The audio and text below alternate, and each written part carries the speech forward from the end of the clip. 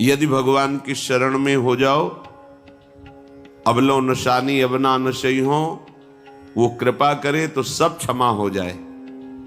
वो कह रहे हैं कि हम तो हम सर्वपापेभ्यो मोक्षयिष्यामि मा शुचा। नहीं तो आपका जो कर्म प्रकाशित नहीं हुआ है और आपने पाप कर्म किया वो गुप्त है, वो नष्ट नहीं हुआ, वो भयंकर रूप रख के तैयार है, अपने समय पे तुम्हें नष्ट कर देगा। एक 45-50 वर्ष की अवस्था के थे। अब उनको ज्ञान हुआ कि हमारे द्वारा बहुत अधर्म हुए हैं, अब सब छोड़ो, अब सत् कार्यों में लगो। तो उनके सामने एक स्वर्णकार का मकान था। वो बहुत ही कपटपूर्ण व्यवहार करता था। भोले भाले लोगों को असली स्वर्ण लेकर के, केवल स्वर्ण का लेप करके अलंकार बेचता। अगर कोई जानता तो कुछ राज कर्मचारियों को अपने ले दे के अधीन किए हुए था और उसको कुछ नहीं होता। तो जो राज कर्मचारी उसके रहस्य को जानते थे वो रात में ड्यूटी देते थे। उन लोगों ने सोचा कि इतना धन इसने इकट्ठा किया है, अगर हम इसको मार देते हैं और इसका स्वर्ण ले लेते हैं तो कोई रिपोर्ट करने वाला भी नहीं होगा और हम बहुत धनी हो जाएंगे। अधर्माचरण करने वाला कभी सुखी नहीं हो सकता। स्वर्णकार अधर्म आचरण कर रहा था तो उसके अधर्म आचरण में सम्मिलित होने वाले राज कर्मचारियों ने उसे मार दिया। उसका स्वर्ण ले लिया, धन ले लिया और उसे एक बॉक्स में बंद करके वो निकल ही रहे थे कि वो जो धर्म पे चलना ठाना था उन्होंने देख लिया। बाहर निकले, उनका ये क्या है? अब वो तो फंस गए, क्योंकि बॉक्स में उसकी लाश थी और सब बैग झोला में स्वर्णाभूषण धन था। उन्होंने तुरंत उसको कहा, आवाज मत दीजिएगा, देखो हम तुम्हें हिस्सा दे देंगे, ये जो धन हमारे पास है इसको हम 3 हिस्से में बांट लेंगे और इसको हम नष्ट कर देते हैं, कोई जानेगा नहीं, हम राज कर्मचारी हैं, किसी तरह का फसाव नहीं होगा। उन्होंने कहा, ये मैं अधर्म का कार्य नहीं कर सकता, मैं तो अब हल्ला मचाऊंगा, सबको बुलाऊंगा और बताऊंगा कि तुमने इसकी हत्या की है और इसका धन अपहरण कर रहे थे। अब राज कर्मचारी, उन्होंने सोचा हमारी ड्यूटी भी जाएगी, धन भी जाएगा, सजा भी मिलेगी। दोनों ने इशारे में ही बात कर ली और हल्ला मचा के दौड़ पड़े, पकड़ो इसे, पकड़ो, जाने न पाए। उसे पकड़ लिया, लोग इकट्ठा हुए, क्या हुआ? देखो ये धन अपहरण करके जा रहा था, इसकी हत्या कर दी। तो हम लोग गश्त लगा रहे थे तो हमें शंका हुई, आए तो देखा ये पकड़ा गया, जो धर्म से चल रहा था उसको पकड़ लिया। अब तो प्रमाण, राज कर्मचारी खुद गवाही देने के लिए तैयार, उसे बंद किया गया, मुकदमा हुआ। वो बार बार जज के सामने यही कहता था, जिसकी कसम खवाओ हम कसम खा लेते हैं, हमने बिल्कुल ये कार्य नहीं किया, ये लोग ये कार्य कर रहे थे, हमने इनको रोका तो इन्होंने मुझे साझेदारी के लिए, पर मैंने वो स्वीकार नहीं किया तो फिर इन्होंने ऐसा किया। पर उसकी कौन बात माने? राज कर्मचारी गवाही,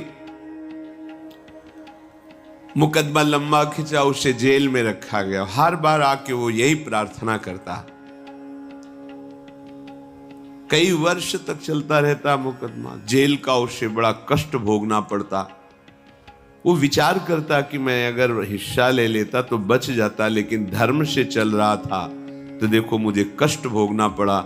मुझे लगता है भगवान के दरबार में न्याय नहीं है, धर्म रक्षा नहीं करता, ऐसा लगता है।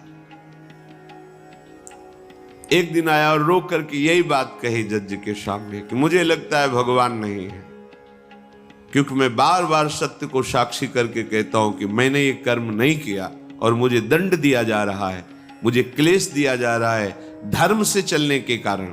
अगर मैं सम्मिलित हो जाता तो मुझे तीसरा हिस्सा मिलता और बिल्कुल बात शांत होती। ये क्या धर्म है, कहां भगवान है? जज ने इस पर गौर किया। कई वर्ष वो जेल भोगता रहा, मुकदमा चलता रहा, तब जज ने गौर किया कि बार बार ये कहता है इसकी जांच की जाए, तो हत्याकांड होते ही रहते हैं।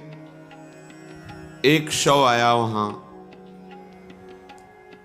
जज ने मंगवाया था, जो पोस्टमार्टम के लिए जाता है, मंगवाया और कहा देखो इसका कोई नहीं है, अंतिम संस्कार के लिए अपने ही लोगों को जाना है। तो 2 कर्मचारी जो थे सरकारी, जो स्वर्ण चोरी में सम्मिलित थे, उनको और उसको कहा कि बस तुम थोड़ी देर नदी के किनारे बैठे रहना, हम और लोगों को लेकर के आते हैं। और एक आदमी को छुपा के बैठा लिया और राज कर्मचारी नदी के किनारे शव को लेकर बैठे। उसको देखा जिसको बहुत कष्ट दिया जा रहा था, सारा आरोप उसके ऊपर था, जो धर्म से चल रहा था। उसे कहा माना नहीं ना, अगर मान लेता तो तीसरा हिस्सा भी मिल जाता, बात वहीं खत्म हो जाती। देखा, फंसा दिया, तेरे को आजीवन कारावास मिलेगा, कोई नहीं बचा सकता तेरे को। मेरी बात नहीं मानी, कह रहा था हल्ला मचाऊंगा, ऐसा वैसा, अब भोग।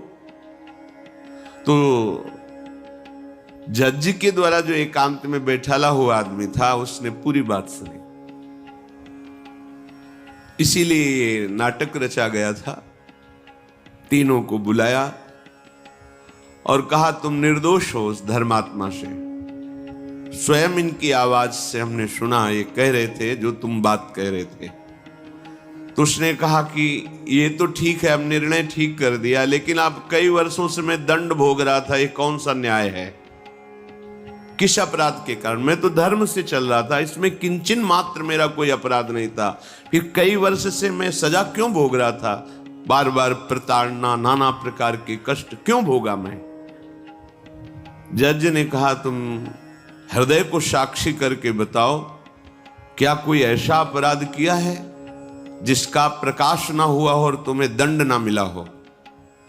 हम अब उसका कोई दंड थोड़ी तुम्हें देंगे, लेकिन तुम्हारे अंदर जो भगवान के प्रति आरोप है उसका निराकरण हो जाएगा। उसने कहा हाँ, यौवन अवस्था में मैंने किसी स्त्री को ऐसा और वो विरोध करने पर भी उसे मार दिया और आज तक बात कोई प्रकाशित नहीं हुई। तो बोले फिर भगवान को क्यों दोष देते हो? वो कर्म तुम्हारा दंड अगर मिल जाता तो नष्ट हो जाता, वो कर्म सुरक्षित है। उसी कर्म ने तुम्हें यहां अधर्म ना होने पर भी फंसाया और देखो तुम्हें भोगना पड़ा।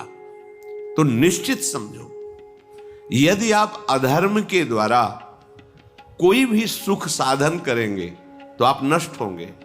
अधर्म के द्वारा आप धन आदि छीनना चाहेंगे तो आप नष्ट होंगे।